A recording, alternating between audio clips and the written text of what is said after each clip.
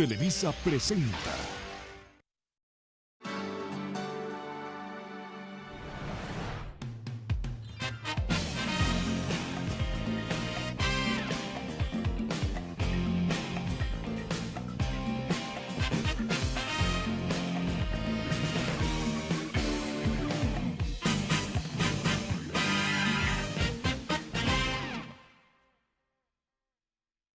Welcome everyone to Familia show. I'm Jose Paves, and this time I will be your host. As you could see, I am in my lovely house, and I have to be honest with you. If it wouldn't be for this war, I would be here. So the I'm going to talk about the participation of our country. It means Mexico. So first of all, ladies and gentlemen, please welcome to our president, Manuel Avila Camacho, amigo. Yes. Welcome, Manuel. How do you feel to be, well, in a Familia show, the most watched show? I feel kind of weird. I think this is like the future, you know? Oh, yeah, it's like weird. I think like they are playing cards. Wow, it's future, right? This is something new, something is exciting, bro. Well, back to the topic. It's a pleasure to have you here. Well, I say it again, a Familia show. It's an honor to be in the same place as you. So, but especially thanks to the interviews. So there are like a few presidents that take care of our questions and things like we really want to know. So we, thanks to this interview, we can know a little bit more about this war. The pleasure is mine, Jose. It is important to be here explaining what happened to in those years, right? Hey, I'm glad to have the same feelings as you about this, well, this war, like we said. So tell me, well, my compadre, amigo, what was your reaction when they attack our petroleum ship? Well, we feel really surprised about what was happening at that time because we didn't want to participate in the war, but then they attack our petroleum ships, so we didn't have a choice. Oh, yeah. Oh, and about the Mexican population, this like an important factor about this war. Well, our participation, I think, I hope to be correct. Did they agree to participate in the war? In the beginning, no. People were split like in two because a lot of people didn't want to participate in the war and they were people who wanted to. But in those times, we didn't have the choice and we made the propaganda. We allied with Washington and sent soldiers and pilots to defend and attack. I think that a commander can give you more information, but I can't remember his name. Oh, well, pretty good with your allies. No, you know. So what happened next? Well, we are in the best economic position, right? Right? Well, yes, I guess. So in those times, we had a lot of resources for bellic machinery and weapons. So we became one of the principal manufacturers in this situation.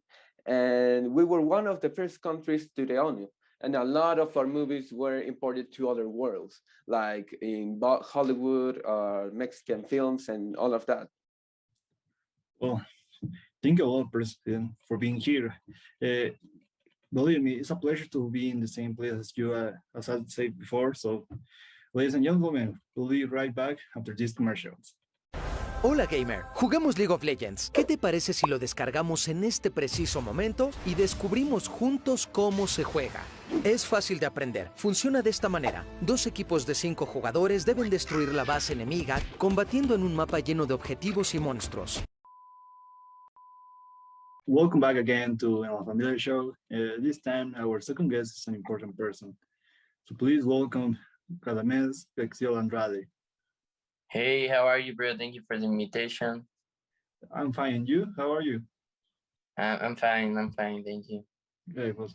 Oh, welcome, elements. Thank you for being here. It's a pleasure to have you in this show. Well, basically, a familiar show, the show that everyone sees, everyone watch. So our last guest was a president. So can you explain to the public what was your occupation in the war? Yeah, bro. After that, thank you. The pleasure is mine. About my participation in the war was as a pilot. When I had the proper age, I joined the military aviation school, graduating as a second lieutenant pilot aviator. And thanks to my exceptional qualities as a pilot, they allowed me to be sent to take advanced courses to Randolph Field, Texas, in the United States, including that of the test pilot. So that I quickly became the best instructor in the FAM, as well as the pilot brightest experimental aircraft during this period. He was in church. No, I was in church of proving that the controversial Belanca 2890B Flash monoplane aircraft were safe if flown with the correct technique. When we talk about pilots, I always think that it was a difficult job because you are like a little bit risk. There were like suicide planes. Our pilot must be really hard. I'm going to ask another question right here. There was another pilot with you, or Yes, yes, yes. Actually, his name, or not actually, but in the past, his name was Luis Perez Gomez. He was a young Mexican pilot who fought for Canada in the Battle of Normandy. Um, Luis was in command of a Spitfire firefighter, one of the most advanced aircraft of its time, still considered one of the most powerful and deadly flying machines in the history of military aviation and one of the most beautiful planes. I understand that sometimes, well, war is well, basically difficult, and there are moments of truth that can be disabled, like this that make us think. But after all this, we learn about it. We gain like prizes or medals. Uh, I think they give you some condecoration. How many do you have, and which are they? Oh, okay. I have four medals, which are the service in the Far East Medal, the Legion of Honor, the Air Medal, and the US Legion of Merit, as well as the Medal for the Liberation of the Philippine Republic, of the Philippine Republic, sorry. Oh, once again, thank you for being here. It's a pleasure to be in the same place as you because, oh, you were in the war, and, you survived basically. So thank you for your participation and again for being here. Ladies and gentlemen, we will be back after these commercials. Tu sonrisa tiene gran poder. Te hace sentir más joven. Te da más confianza.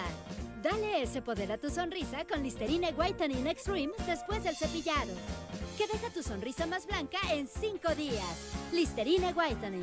Desata el poder de...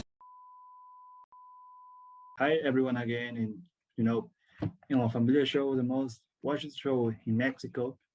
And this last interview were very interesting. We talked to a president, we talked to a pilot, and now we are want to talk with someone that was in the war, the field, the battlefield.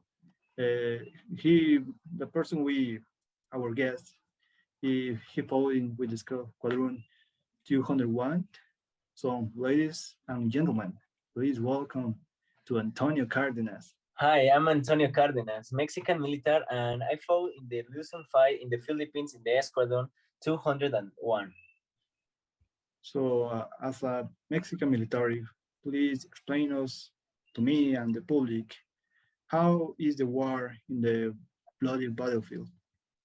Yes, it's a different point of view that the political because it's very, very bloody, and you see like many people like you met, like you know, die in the war zone, and it's very painful to see all of this. Well, that's a very sad point of view. Uh, I know some military, some soldiers that they get out of the war for fear of they dramatically die. Um, so maybe for the people that survive, if I can say in that way, have some condecoration. So can you tell me how many do you have and which one are there? Yes, in all my military trajectory, I get first class cross of the Spanish government, distinguished service cross of the Republic of Nicaragua, second class Abdon Calderon award by the government of Ecuador, National Order of the Southern Cross of the Republic of Brazil, the second class military merit for distinguished professional technical work carried out of the benefit of the Mexican Air Force, and the liberation of the Philippines guaranteed by the government of the Philippine Island, and many more, but it's a lot of condecorations. Oh, wow, I think that's too much condecoration, and I think you're a good soldier to get all that, these traumas, this war, these consequences, this aftermath. And as far as I know, you do a plane trip from Oakland, California, USA to Cerro Loco, Oaxaca. How was that experience? Explain to me how was that experience during that achievement? Oh yeah, that time. Let me remember. Yes. I traveled almost 35,000 kilometers in 118 hours. I was translating the remain of the outdoor of the music of the Mexican national anthem, Jaime Nuno. Well, the only thing I can say is thanks for bringing us that iconic anthem.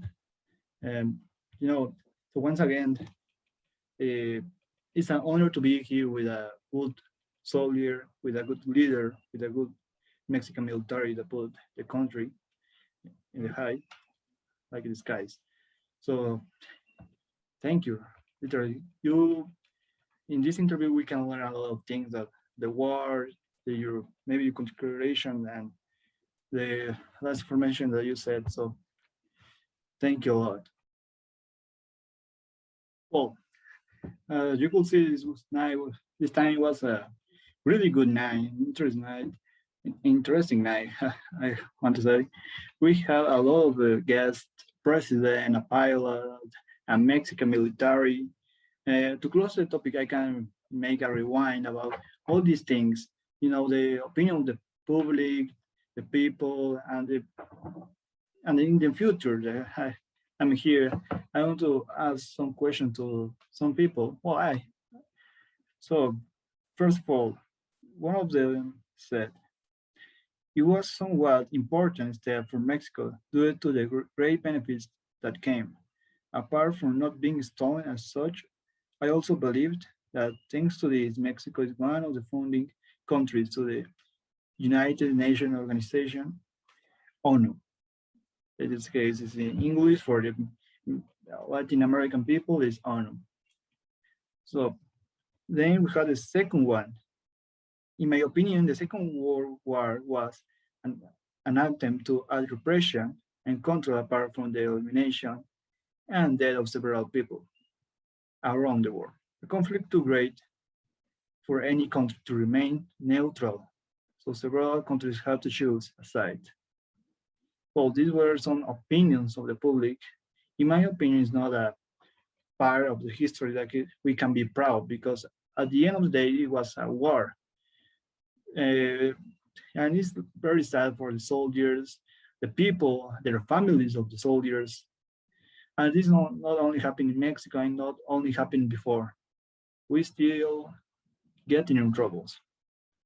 So that's my conclusion.